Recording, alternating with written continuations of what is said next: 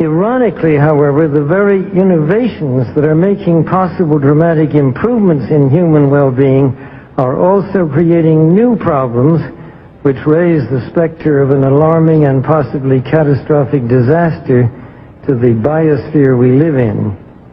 And herein lies the dilemma that we all face. Let me illustrate. Improved public health has caused the world's infant mortality rate to decline by 60% over the last 40 years. In the same period, the world's average life expectancy has increased from 46 years in 1950s to 63 years today. This is a development which, as individuals, we can only applaud.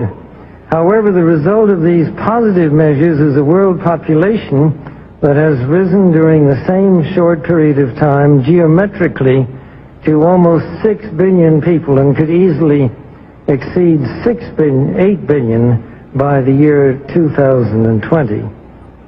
The negative impact of population growth on all of our planetary ecosystems is becoming appallingly evident.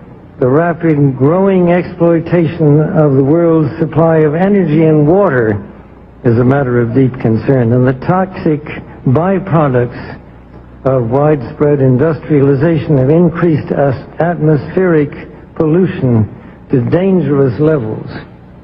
Unless nations will agree to work together to tackle these cross-border challenges posed by population growth, overconsumption of resources, and environmental degradation, the prospects for a decent life on our planet will be threatened.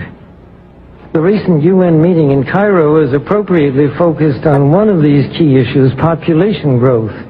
But the controversies which have erupted at the conference illustrate the problem of coming to grips with issues that are deeply divisive and which have a profound moral dimension.